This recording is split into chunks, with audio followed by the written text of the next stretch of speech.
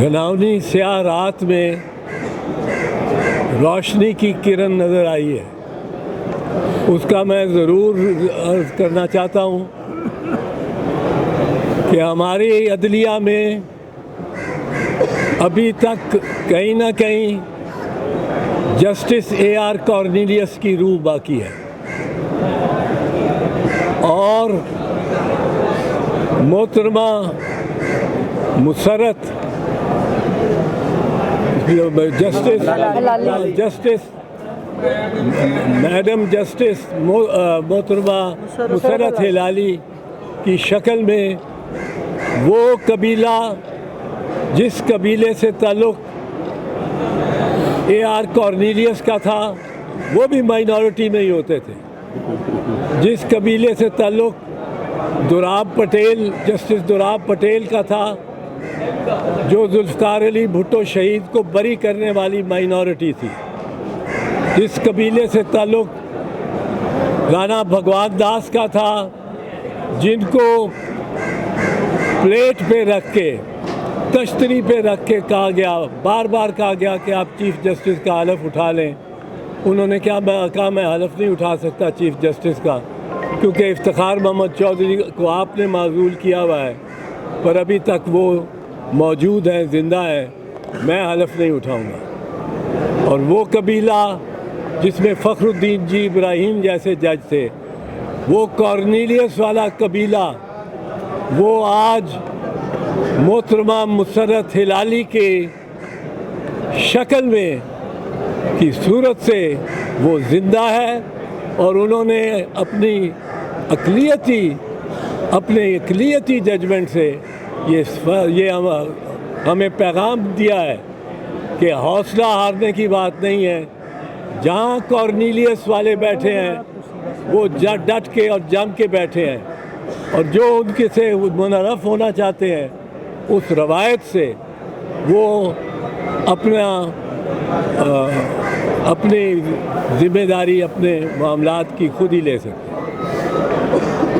आज का दिन जो रात मैंने कहा स्याह काली रात है, वो इस बायस है कि जो गज़ा में हो रहा है, हम पाकिस्तान में उसके बारे में कोई एहतजाज नहीं किया, सिवाय दो जमातों ने, किसी और जमात ने किसी और शोबे में एहतजाज नहीं हुआ। हाईकोर्ट बार ने किया। हाईकोर्ट बार मैं अर्ज़ करता हूँ, हाईकोर्ट बार आज भी उस मामले को उजागर कर रही है और मीडिया की बायस हमने एक थोड़ी सी टीम अपनी भेजी है यहाँ कि मीडिया से को इस मामले में मीडिया को ब्रीफ कर दें, वरना हाईकोर्ट बार भी मुस्तहिक है इस तहसीन की कि उन्होंने ये इशू टेकअप किया है। वहाँ ज़मीन प्लस्तर की जा रही है, वहाँ ऊंची ऊंची इमारत प्लस्तर की जा रही है, ज़मीन बोस की जा रही है। उसके अंदर कितने फंसे हुए इंसान हैं, किस हालत में है, किसी के बाजू पे भारी पत्थर गिरा हुआ है और वो फंसा हुआ है, कोई मर गया है कोई ज़िंदा है, इसका भी हिसाब कोई नहीं है।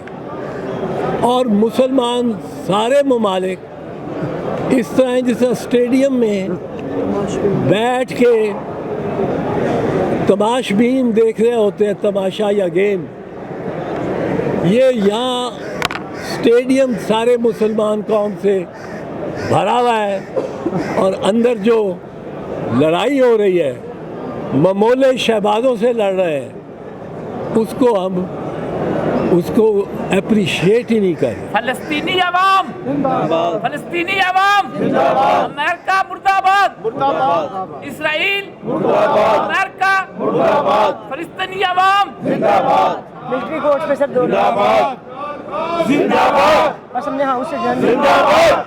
अब मैं मुख्तसरन आखिर में ज़रा फ़ौजी अदालतों पे आप को अर्ज़ कर दूँ।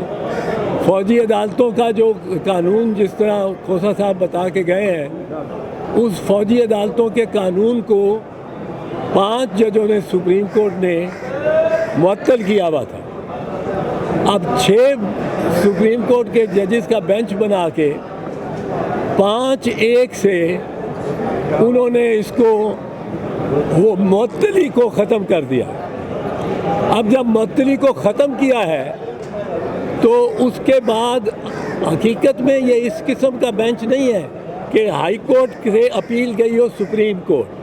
تو سپریم کورٹ کے 3 جج بھی ہائی کورٹ کے 6-7 ججوں کے بینچ کو پر حاوی آتے ہیں ان کی ججمنٹ پر. یہاں سپریم کورٹ کے ہی جج صاحبان ہیں اور یہ تنازع چھیڑا ہی انہوں نے تھا جو کارنیلیس کی روایت سے نہیں تھے کہ یہ 5 ممبر بینچ نے 3-2 سے فیصلہ نہیں کیا. یہ 7 ممبر بینچ کا 4-3 سے فیصلہ اس کے مخالف ہونا چاہیے تھا. اگر وہ 4-3 اور 3-2 کا معاملہ وہ اس وقت یہ تھا کہ سب جج برابر ہیں تو اگر آج سب جج برابر ہوں وہی لیا جائے تو یہ 6-3 5 اوریجنل ججز اور 6ٹھی محترمہ مسرت ہلالی صاحبہ یہ 6-5 کے فیصلے سے وہ عدالتیں فوجی عدالتیں معطل رہنی چاہیے اور ان کے پہ کوئی کارروائی نہیں ہونی چاہیے. کارروائی ہوگی تو وہ خلاف آئین اور خلاف قانون ہوگی.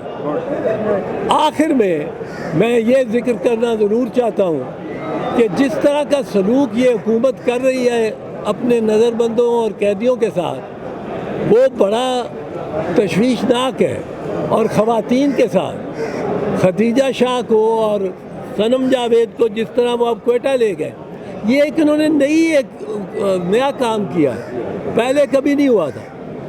پہلے ہوتا تھا جرم اگر ہوا ہے سول لائنز تھانے میں تو عمارت کو آپ چاہے آسمان تک لے جائیں وہ سول لائنز تھانے میں ہی کا کیس رہتا تھا. اور اب یہ کرتے یہ ہیں کہ جو ایک بندہ کوئٹے میں بیٹھا درخواست دے دیتا ہے وہ کہتا ہے جی ہوا تو کام ادھر ہے لاہور میں لیکن مجھے یہاں تکلیف ہوئی ہے یا میں اس سے سہمت ہو گیا ہوں اتفاق کر گیا ہوں ان بلوائیوں سے جو وہاں تھے میرے یہاں جذبات ہو گئے یا ارد گرد کے ان لوگوں میں جذبات پیدا ہو گئے تو پرچہ وہاں بھی ہو جاتا ہے اور پرچہ 100 جگہ ہو جاتا ہے.